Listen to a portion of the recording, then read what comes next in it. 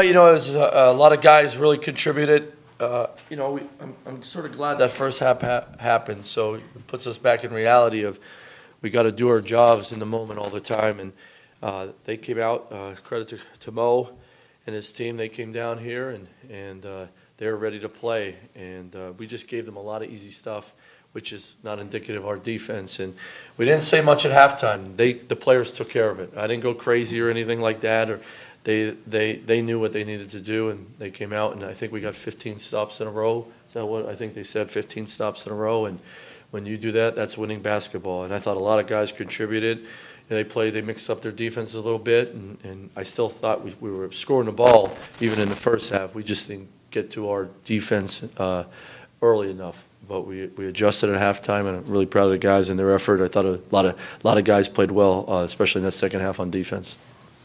You talked about, guys speaking up before a coach said something. How valuable is a guy showing that effort before maybe, you don't have to say anything at halftime, just come out and know they got to do their job? Yeah, they knew, and they were talking when I walked in to the locker room. They were talking about it, and I think the guys, everybody wants, when you're playing well, everyone wants to hit home runs and get that huge lead, and then just have some fun, and especially at home and play in front of your home crowd. And I told the guys that the other team wants to win too. And that's their job. But they adjusted at halftime on their own. And when I walked in, we talked about a couple things, X and O wise. But they did a really good job of checking each other and saying, "Hey, we're better than this. Let's go to work." And they surely did. Has there been something you've noticed, maybe lesson learned after Dayton, where these guys, the emphasis in the second half, because you've allowed, I think, 37 total points in the past two second halves?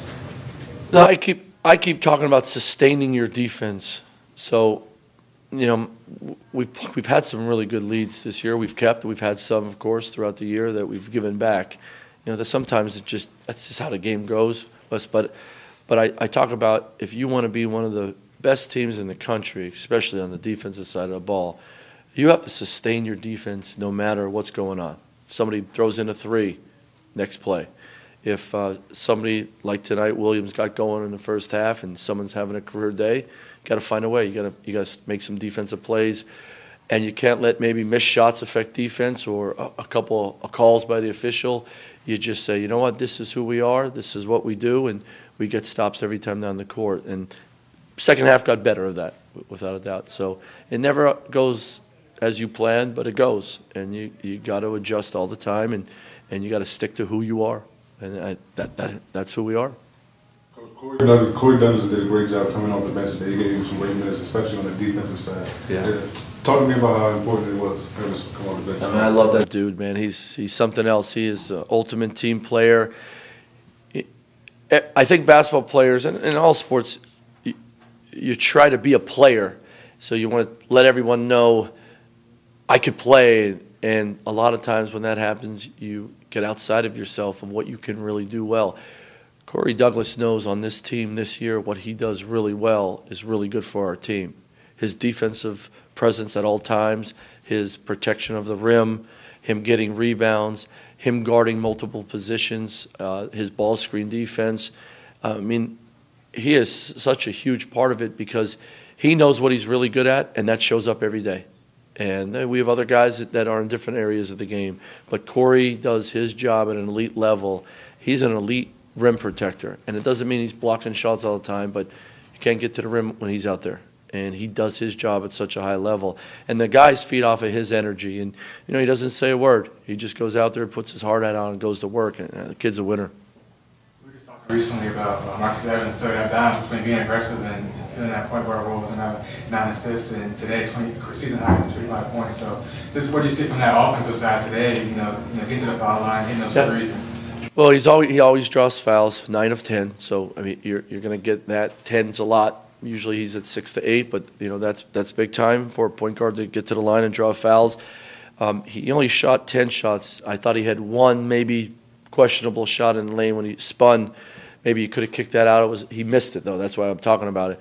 But he took good threes. He took good threes, and they were trying to go under ball screens. And if if you're a good player, you take that personal. You're going to go under a ball screen on me, I'm going to put in your eye. And he did that. He did that with confidence. But he's feeling better. As you saw, that he had a breakaway there. He was ready to go up and dunk it before the whistle blew. And he's feeling better and all that. But I thought, even though he only had 2 assists today, I thought he had the ball moving in the first half. We scored 43 points in the first half. A lot of times he got in the lane and kept that thing hot. What maybe opens up for him as he gets healthier? How have you ever seen those little parts of his game start opening up? Well, the one thing that you haven't seen yet is just the burst to get by people, or there's a seam there and he gets in there and then makes a play. That in the open court we've seen it, but not as maybe fast or explosive, where he just takes off and he's gone. And you know, he's just feeling a little bad. Now he kinked his neck. I don't know if you noticed that, but he kinked his bed. We may need to get him a new pillow or something. So he was playing, looking back and all that, but I thought he played a very good floor game. And you know, they played a funky defense a little bit, trying to push us out. So there wasn't as many clear touches for the wings as much as it was for the guys that were on the top or in the high post. But I thought our guys did a really good job of just making the right plays all the time. I thought IV and DJ, they didn't get as many looks as most games because the way they were playing their zone. But they kept that ball hot, and then now it was more open at the top, it was more open in the post, it was more open in the high post, and they got those touches. So I thought it was really good team ball, and they followed the game plan offensively for sure. Coach, 30 points in the paint, 12 second chance, and Marco Santos-Silva had 14. As teams focus in on him, more part of their game plan, can you just talk about what he's doing right now to evolve his game? Well, I've said it all year, he works really hard, and he tries to carry over what you know, Coach Scott tells him and what we talk about game plans. So he does a really good job of, I'm really good, I could finish around the basket. If I pursue the basketball, I can rebound it.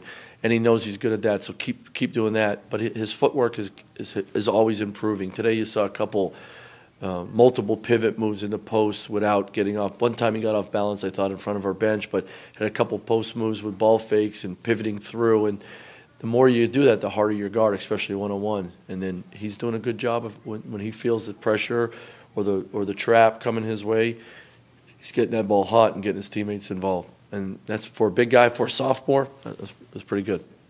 First half, it seemed like they couldn't miss, and we were off to a slow start. But you never saw the panic or the frustration setting with us. You know, have you seen that in the maturation process of this team? Yeah, I think so, and that happens over a course of any period of time, any season.